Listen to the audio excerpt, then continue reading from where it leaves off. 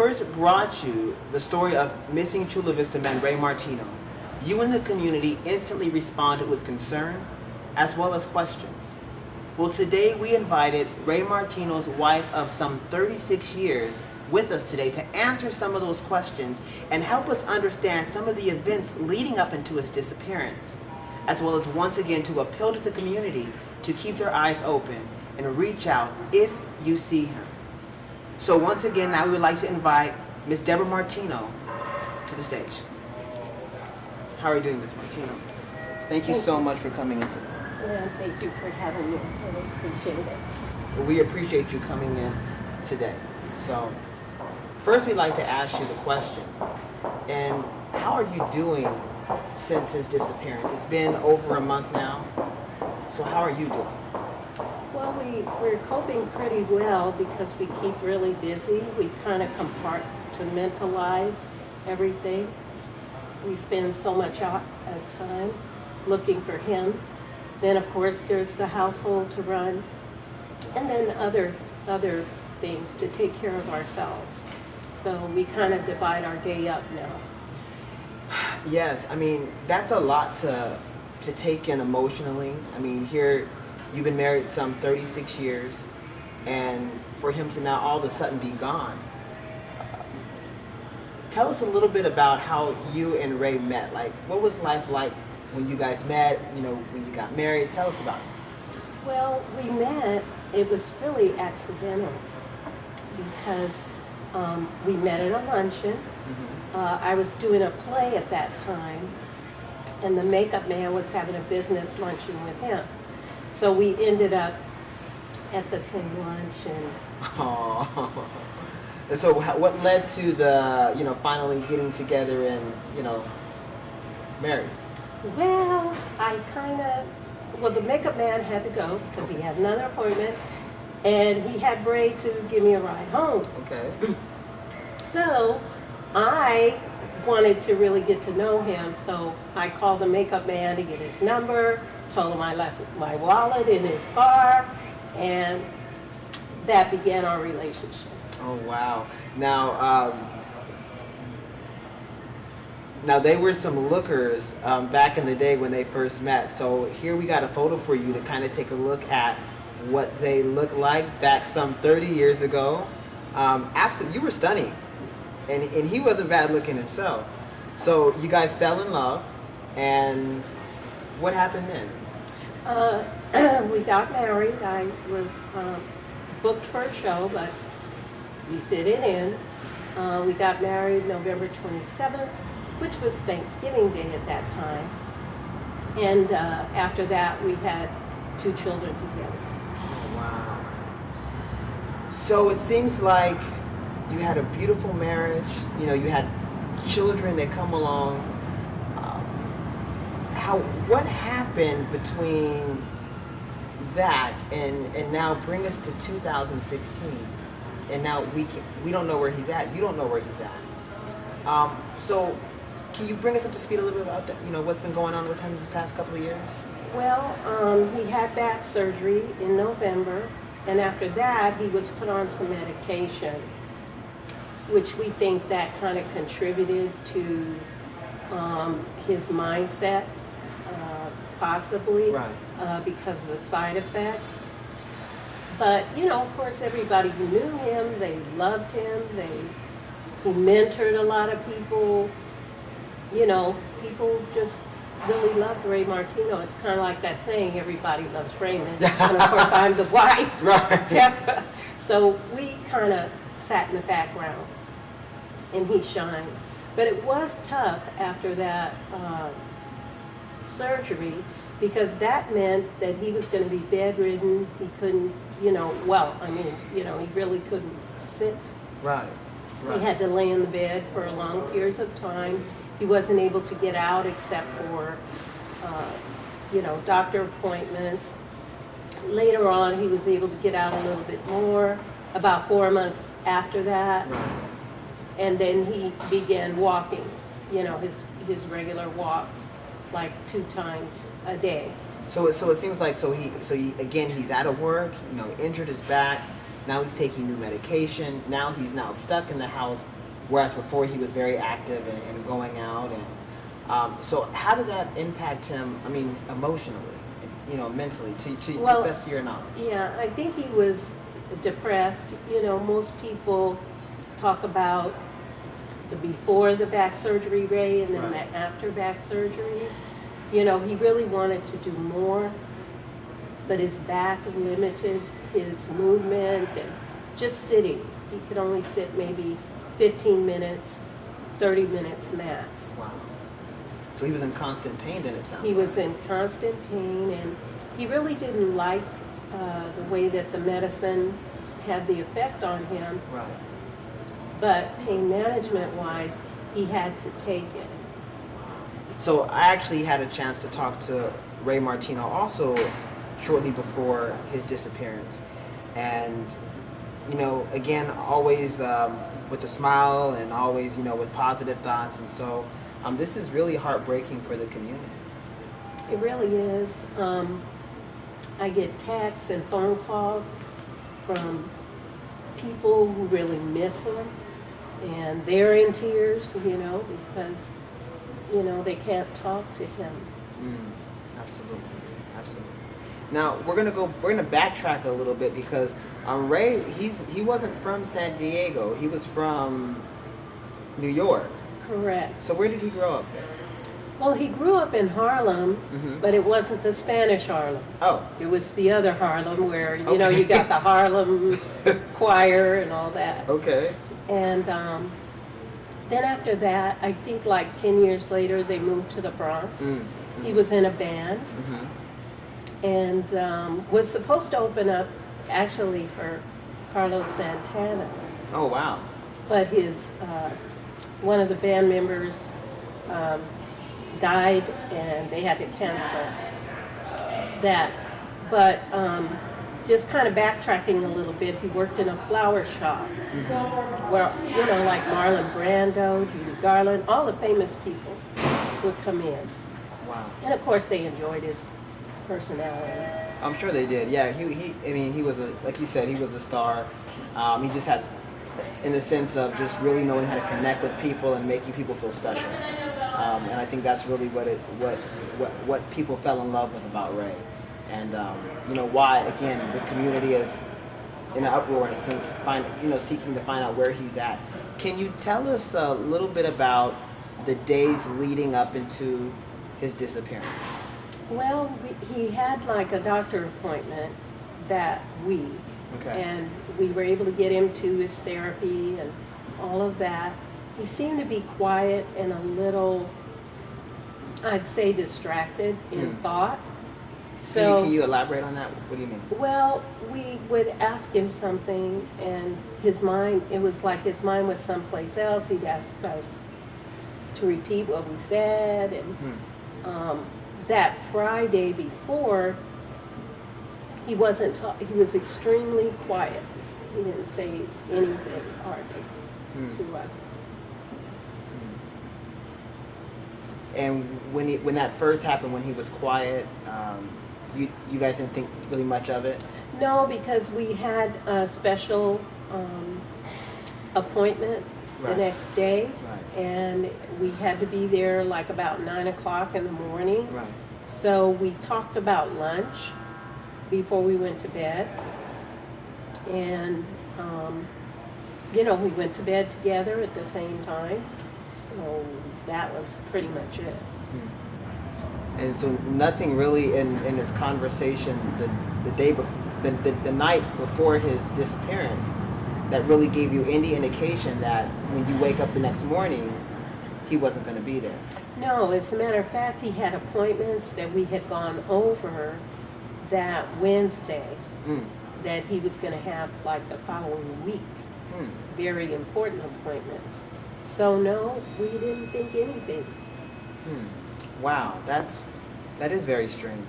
And so now bring us to the morning when you discovered that he was missing.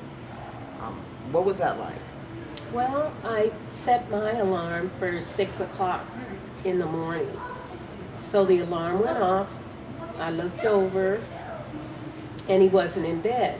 Well, that's not something that's unusual. Right. Because he'd get up and make coffee and bring coffee to me. Oh, wow. So, I mean, so I didn't think anything, you know. I went in the living room. I went in the kitchen. I didn't see him there. And so I thought, maybe he's out for a walk.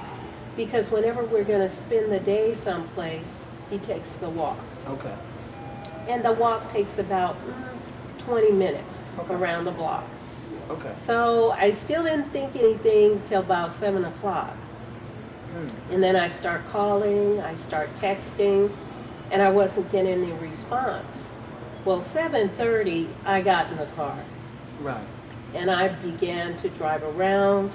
I called my son-in-law to see if maybe he had talked to him, or maybe he, you know, picked him up or something like that. That was a no. I called his best friend and asked him, you know, if he talked to him that morning, Right. anything like that. He hadn't. So his best friend told me to text him a specific message that I would meet him back at the house in 15 minutes and just wait. Right. Right. And that's what I did. Okay. So, and still no Ray. So, basically what happened was we were told to, you know, well, I was told that if he didn't show up like about 7 o'clock in the evening, then call the police. Okay. And that's what I did. Right. Right.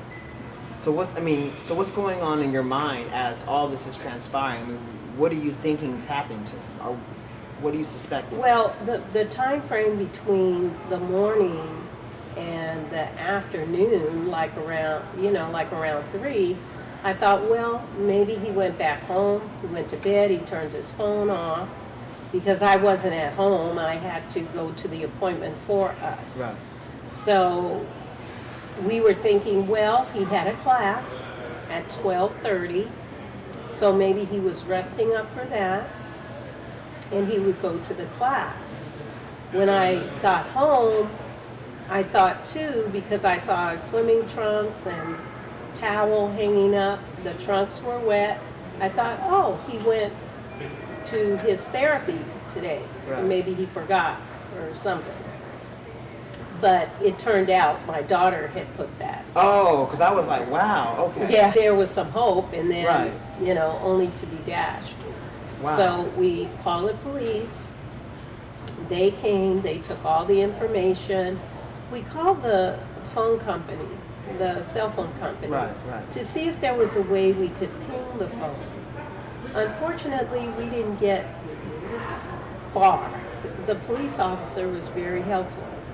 He said, call the phone company back. I want to hear what they have to say, why they can't ping the phone. Okay. So unless police are involved, kidnapping, some other means, something urgent, Right. Okay. they would not do it. I'd have to get like a warrant or something like that. But the police officer wanted to hear what the phone company had to say, and again, they said they could not ping the phone. Well, what we didn't know is that we knew he had a tablet, but we didn't know where it was. Okay. The tablet is paired with the phone. And of course, we didn't find out until later on, like the next day, that we could have located him via that tablet because it was paired with it. But I tell people right now that there's an app that the phone company has that for families to have it on your phone prior.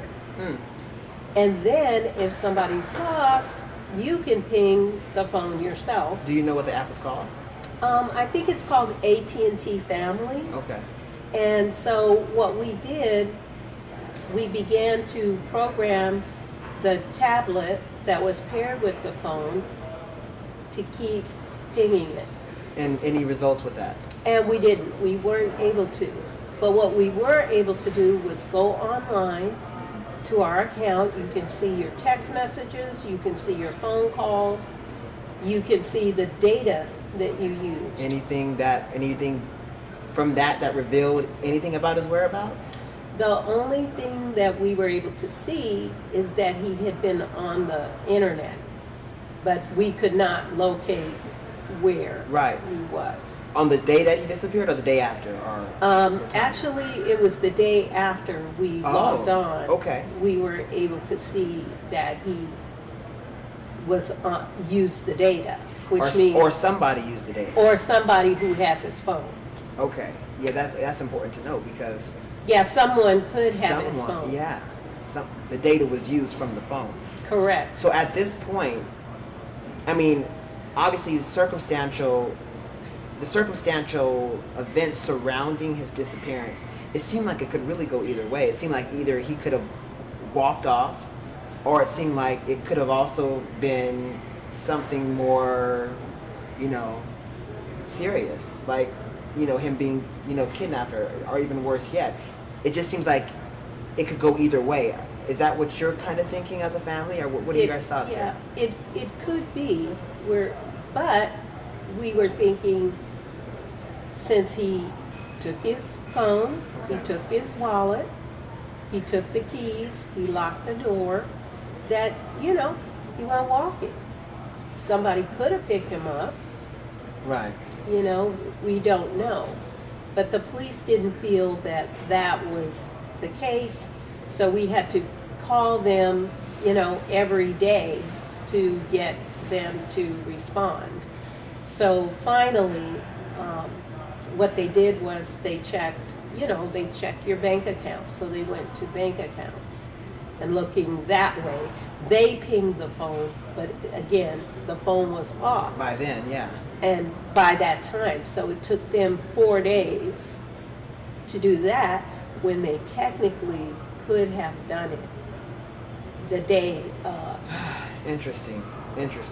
So, any information on bank accounts, any activity there, or nothing? No activity. The only thing that we did find out, my daughter called a week ago and tried to leave a message, because prior to that, his voicemail was full. And then suddenly we're able to leave a message. So that's like a revelation to us, but we still, Did don't you call know. the phone company about that? We did. And?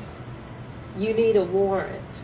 So they still won't give you from the information? police, and they won't, Oh. as to how the phone was accessed to clear the voicemail, because the phone company cannot do that. That's your private. Right. So that's the only thing we have. We've had Interesting. rumors too, but once we begin to follow up on rumors, send the police over to talk to people, Right. all those proved to be hearsay. We couldn't really get to the root of where it started. So again, we're at a standstill. Right. What kind of rumors were you hearing surrounding this? Well, one rumor was that somebody saw him checking into a hotel Okay. and said that, he didn't want to be found. So that was one rumor. The other rumor, and then when we found out Okay. who said that, it turned out who told them was not even in San Diego when he disappeared. So that turned to be a dead end. Right. And then another one was, yes, he was found, but we found out that a person who said that was talking about somebody else, Ah. and it wasn't him. Mutual friends. Wow. Okay. So at this point right now, obviously there's still more questions than answers.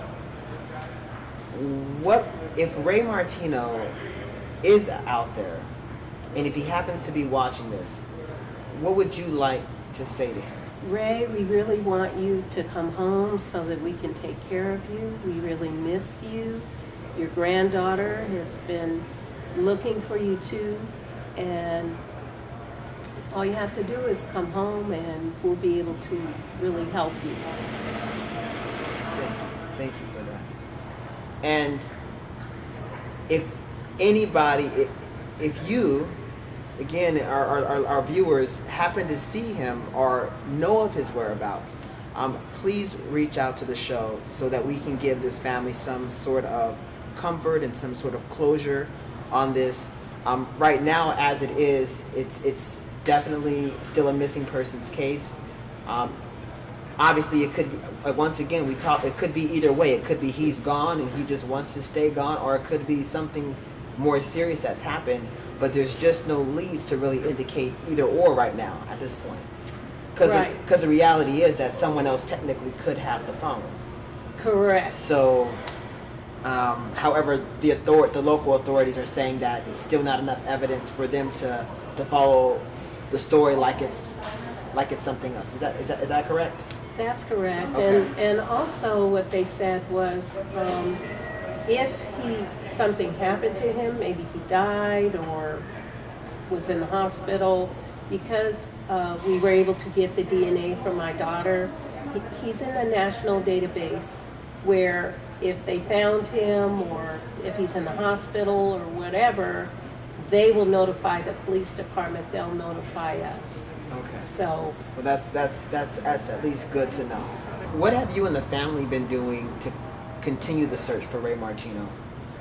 well, basically we started with flyers, producing flyers, and we've had a lot of support, Good. including his coworkers who on their job routes are leaving flyers throughout San Diego County up to LA. Wow. We've also had people go over to Mexico and not only do it through Facebook, but also produce flyers and spread those there. And of course, the Border Patrol has that. His brother actually came in from New York Okay. and thought that he could rent a car and just drive around San Diego. And of course, we, let him know that wouldn't be, we would be taking flyers to different parts of the county Right. where he could see what we could do. And he also asked us, how do we get up every day? How do we even function during this time? Yes. Well, we function because we have the prayers and support of family, friends, and even strangers who find out informally that this is the situation. So we really appreciate that. We appreciate the GoFundMe support. That really helped us to get a private detective and some other things going.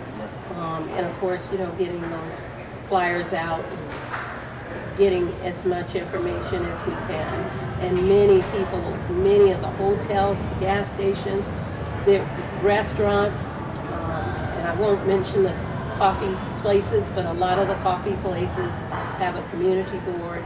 They were very welcoming. Okay, good. So it seems like you're still very active in trying to locate him. And as far as the community is concerned, what help can our viewers provide for you in this regard? What would you like them to do? Well, what we'd like them to do is go ahead, if they can think of family or friends that on their Facebook page or whatever Twitter account, if they could spread the flyer Okay. and be on the lookout. The information on the flyer tells you to contact the Chula Vista Police Department and just have your eyes and ears open to look for him. Okay. Because their eyes and ears can see more than what we can. So tell us a little bit about DNA that you've gathered from Ray Martino and how that may help in finding him. Well, actually, the DNA for the missing persons database, it has to be done from a child or a family member who's, like Ray's brother or somebody like that. Okay. So we took our daughter in and let her go ahead and do the DNA. They actually took a swab from me. I'm not sure what that was about, but Okay. they do that. And what happens is they send the DNA to the National Missing Persons database, so that whether he's found in another state or, you know, another city, they upload that and match it through the computer, his identity. We also did the dental records Okay. and the other medical information that they needed, so that if he's in the hospital, anything like that,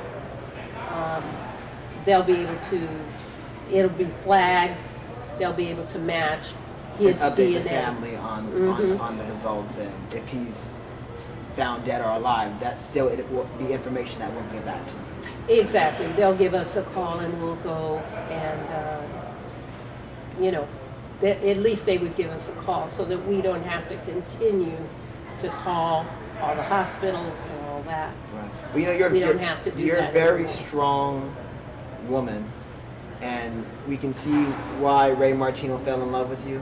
And you know, even after this, you're still fighting for him and proving your love to him.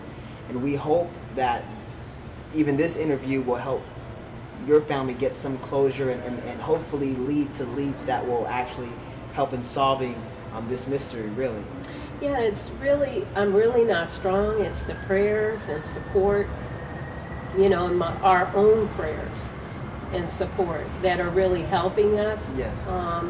And of course, like I said, you know, we are hopeful Yes. because we haven't heard anything negative yet. Right. But we're really hopeful. We're really, you know, monitoring and just, you know, hoping we'll get another clue as to where he might be, any tips. Of course, they can contact your show, but we really want them to go ahead and call the telephone number on the flyer to the Chula Vista Police Department so that they can follow up on the lead, whatever it is. It's the dispatcher who will take that information. They'll get a police officer out to wherever he is. He is bilingual, so if somebody is in Mexico or if somebody cannot speak English and they see him, they can speak to him. You know, he's fine. You know, he just needs help. He's in a lot of pain. Okay. Okay. So we would like to encourage you to contact the Chula Vista Police Department if you know anything about the whereabouts of Ray Martino. If you see him or you think you saw him, once again, please contact the Chula Vista Police Department. We'd like to thank you, Ms. Martino, for coming on today and letting us know more about your side of the story as well as what led up to his disappearance. Hopefully, this will lead to some answers, and hopefully this will bring Ray Martino. Thank you. Thank you again for being so strong and for coming on today. Really appreciate having Thank you. you. Really appreciate it. So we want to thank you for tuning in today and joining us here with Deborah Martino. Once again, if you happen to come across the flyer on Facebook, please share it. Share this video. Let's spread the word. And we can definitely learn something from Miss Martino, and that is hope. She's keeping hope alive, and we're inspired by that. And so we're going to keep hope alive too. And by means of your shares and by you keeping your eyes open, maybe we can bring Ray Martino home. And with that, this is Joseph Bonner, and you've been watching the Joseph Bonner Reports. Good night.